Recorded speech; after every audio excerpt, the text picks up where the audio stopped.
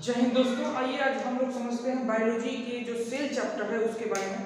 तो बायोलॉजी समझते हैं, बायोलॉजी क्या है। बायोलॉजी में क्या होता है कि सजीवों का अध्ययन किया जाता है।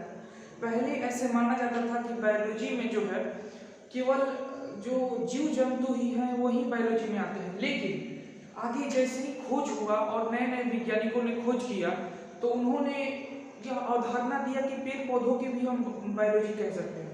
तो बायोलॉजी जो है, बायोलॉजी जो होता है, बायोलॉजी के जो जनक है यानी बाबूजी जिसे कहते हैं, मतलब मान लीजिए कि कोई ना कोई तो होगा ना जो किसी सब्जेक्ट का उत्पत्ति किया होगा। तो बायोलॉजी के जनक है अरस्तु। कौन है? अरस्तु है।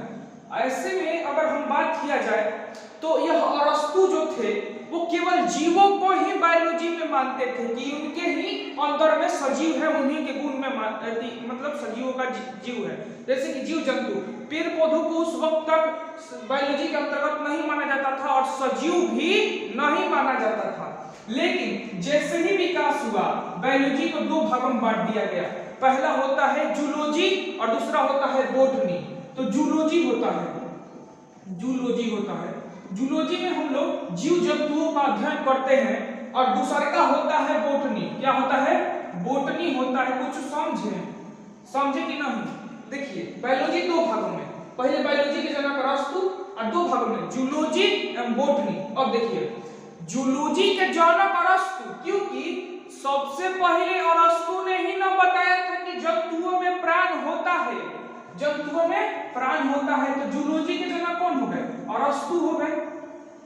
लेकिन इन्होंने तो पेड़ पौधा के बारे में नहीं बताया था कि उनके अंदर प्राण होता है। लेकिन पेड़ पौधा के जनक जो होता है वो थियोफ्रेस्टस को कहते हैं। किसे कहते हैं? थियोफ्रेस्टस को कहते हैं, फ्रेस्टस को कहते हैं। अब देखिए, अब होता है, क्वेश्चन पूछा था आपका बीपीएससी के एग्जाम में शायद 2017 के 18 में कि स्थानांतरित गति करने वाला कौन है। ऑप्शन में बहुत सारा जीव जंतु का नाम दिया था और मतलब पेड़ पौधों का नाम दिया था और एक दिया था जीव का। तो स्थानांतरित मतलब कि जो चल सकता है वो क्या कहलाता है? तो जूलॉजी के अंतर्गत आता है, यानी स्थानांतरित गति करने वाला। स्थानांतरित गति करने वाला किसमें आता है? जूलॉजी में। और जो स्थानबद्ध यानी कि यहां से वहां तक नहीं जाता है वो किसमें आता है? बॉटनी में। तो क्या होता है? जो स्थानबद्ध गति करता है यानी कि वो स्थान में अपना अंतर उत्पन्न नहीं करता है, यहां से वहां तक नहीं जाता है, तो वह क्या किसमें आता है? बॉटनी में। और जो स्थानांतरित गति करता है वो किसमें आता है? जूलॉजी में। कुछ समझे? आइए अब समझते हैं सेल के बारे में, क्योंकि बायोलॉजी का पहला टॉपिक ही है क्या? सेल। तो सेल हम लोग समझते हैं सेल क्या है। सेल क्या है? सेल जो होता है, सेल मतलब किसे कहते हैं? कोशिका को कहते हैं। कोशिका को, कोशिका क्या है? कोशिका, मान लीजिए कोशिका वह अंग है जिससे आप किसी भी चीज का निर्माण करते हैं। जैसे कि आपका हो गया कोशिका में क्या होता है कि आप जो होता है घर निर्माण में सबसे पहले क्या करते हैं? तो सबसे पहले ईंटा बालू पत्थर इतना मतलब ये छोटे छोटे चीज है उनको इकट्ठा करते हैं।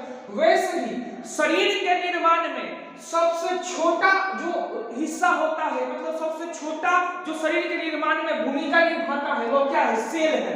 और जैसे ही मान लीजिए कि आप ईंट का व्यवस्था किए तो यह क्या हो गया? सेल। हम कंपैरिजन करा रहे हैं, सेल, ठीक। और जैसे ही ईंट बनकर दीवार बना तो यह क्या हो गया? टिश्यू हो गया। क्या हो गया? टिश्यू हो गया। और जैसे ही दीवार बनकर कमरा बना तो क्या बन गया? अंग बन गया। क्या बन गया? अंग बन गया। और कमरा बन गया बराबर घर बन गया। क्या बन गया? घर बन गया। तो यह क्या बन गया? शरीर बन गया। क्या बन गया? शरीर। तो सबसे पहले क्या होता है? सबसे छोटी पूछेगा कि शरीर की सबसे छोटी इकाई क्या है? सेल है। और सेल के बाद क्या आता है? टिश्यू आता है। टिश्यू के बाद क्या आता है? अंग आता है। और अंग के बाद क्या आता है? शरीर आता है।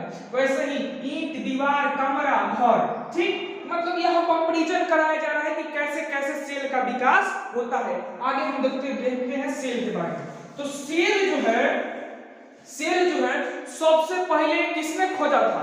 तो सेल का सबसे पहले खोज किया था रॉबर्ट हुक ने। रॉबर्ट हुक ने लेकिन इस ससुरा किया क्या कि मृत कोशिका खोजा, ये मतलब जीवित को नहीं खोजा।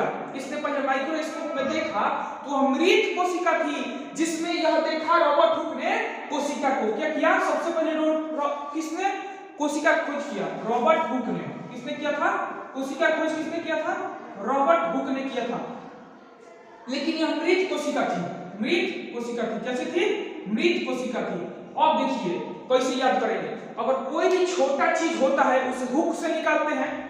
जैसे मान लीजिए अगर डॉक्टर के पास जाते हैं तो अगर आपके अंदर में कोई भी मतलब कान में कुछ फंस जाता है, उसे किससे निकालते हैं, हुक से निकालते हैं। वैसे ही कैसे याद रखेंगे, कोशिका का सबसे पहले किसने खोज किया था, रॉबर्ट हुक ने। तो सबसे छोटी चीज है तो हुक से नहीं निकालेंगे, तो हम सबसे पहले यह देखेंगे कि कोशिका का खोज किसने किया था, रॉबर्ट हुक ने। अब देखिए नेक्स्ट पॉइंट होता है कि यह कोशिका का तो खोज किया, लेकिन कैसा था, मृत कोशिका था। लेकिन अब क्वेश्चन पूछेगा, यह क्वेश्चन पूछेगा कि सबसे पहले तो मृत कोशिका का इसने खोज किया, लेकिन अब क्वेश्चन पूछेगा कि जीवित कोशिका का खोज किसने किया। तो जीवित कोशिका का खोज किसने किया था, एंटोनी वॉन लीवेनहॉक। देखिए कैसे याद करने का तरीका। अगर जीवित मतलब क्या, लाइव देखिएगा, अगर वीडियो दिखा रहा होगा तो लाइव दिखाता है। तो जीवित मतलब क्या, लाइव से याद रखिए कि जीवित कोशिका को खोज किसने किया, एंटोनी वॉन लीवेनहॉक। क्या किएगा, लीवेनहॉक, क्या लीवेनहॉक। तो मृत कोशिका का खोज किसने किया, रॉबर्ट हुक, और जीवित कोशिका का एंटोनी वॉन लीवेनहॉक। देखिए इतना तो कंप्लीट हो गया कोशिका में। अब आगे समझते हैं कोशिका के बारे में, अध्ययन करते हैं। अब क्वेश्चन पूछेगा कि सबसे छोटी कोशिका क्या है। तो संसार की सबसे छोटी कोशिका जो होती है, सबसे छोटी कोशिका संसार की माइकोप्लाज्मा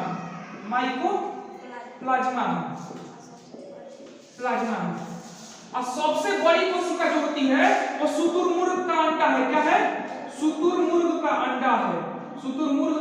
अंडा है। लेकिन क्वेश्चन फंसाएगा, अगर कहेगा मानव में सबसे बड़ी, तो मानव में सबसे बड़ी ओवम हो जाएगा, जो स्त्रियों के शरीर से बाहर निकलता है। अब मानव में सबसे बड़ी, अब मानव में सबसे छोटी कहेगा तो स्पर्म हो जाएगा। क्या हो जाएगा, स्पर्म हो जाएगा, जो पुरुष के शरीर से निकलता है, कुछ समझे। अगर कहेगा कि मानव में सबसे लंबी, तंत्रिका तंत्र, लंबी कौन होता है, तंत्रिका तंत्र। तो क्वेश्चन क्या पूछेगा कि सबसे पहले बायोलॉजी के जनक और अरस्तु। अब बायोलॉजी में दो भागों में, जूलॉजी और बोटनी। जूलॉजी के जनक कौन, अरस्तु। बोटनी के जनक थियोफ्रेस्टस। अब क्वेश्चन पूछेगा सबसे पहले कोशिका खोज किसने किया, रॉबर्ट हुक ने। और उसके बाद पूछेगा कि जीवित कोशिका खोज किसने किया, एंटोनी वॉन लीवेनहॉक ने। अब उसके बाद पूछेगा कि सबसे बड़ी कोशिका, शुतुरमुर्ग का अंडा। सबसे छोटी कोशिका, माइकोप्लाज्मा। अगर पूछेगा कि मानव में सबसे छोटी, तो स्पर्म। मानव में सबसे बड़ी, ओवम। और सबसे लंबी मानव में तंत्री कोशिका। कुछ समझ में आया, धीरे धीरे आएगा। देखिए इतना तो समझ में आ गया। अब आए स्लाइडेन एंड स्वान। कौन है, स्लाइडेन एंड स्वान। इन्होंने कहा कि कोशिका जो है, कौन आए थे, स्लाइडेन एंड स्वान। कोशिका सिद्धांत किसने दिया, स्लाइडेन एंड स्वान ने दिया। किसने दिया, स्लाइडेन एंड स्वान ने कोशिका सिद्धांत दिया। सेल थ्योरी दिया था।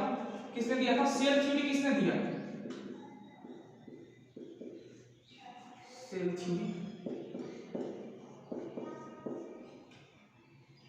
ठीक, सेल थ्योरी किसने दिया, स्लाइडेन एंड स्वान। इसने कहा कि अगर कोशिका जो होती है टूटती फूटती है तो सेम वैसा ही कोशिका का निर्माण करती है। मान लीजिए कहीं गए आप, मतलब कि कहीं गए आप खेलने कूदने, चाहे अगर मान लीजिए कहीं इधरे उधरे गए छोटा छोटिया का फेरा में, और कहीं आप थुरा गए, अब मान लीजिए आपका मार कर मुंह लाल नहीं कड़िया कर दिया लोग, तो यहाँ थोड़ी ना होगा कि यहाँ कड़िया किया है तो कैसे जम जाएगा ना। कह रहा है सेल थ्योरी कि अगर जहां पे आपका कोशिका टूटेगा सेम वैसा ही कोशिका का निर्माण करेगा। मान लीजिए अगर केस कहीं उखड़ा तो केस निर्माण करेगा, ये थोड़ी ना होगा केस निर्माण नाखून निकल जाएगा, नाखून से बकोट देंगे किसी को, ठीक। बकोटना मतलब समझते हैं, छोटी छोटी सब बचवा जब हम लोग नन्ही थे तो किसी का मुंह धो के नखोड़ देते थे, तो इसलिए क्या होता है बकोटना। तो क्या होता है कि सेल थ्योरी कहता है कि अगर कहीं पे कोशिका टूटती है, अगर कहीं पे कोशिका टूटती है तो सेल कोशिकाओं का निर्माण करती है। मतलब सेल थ्योरी यही कहता है, जो किसने दिया था, स्लाइडेन एवं स्वान ने। अब आते हैं समझते हैं आगे सेल के बारे में।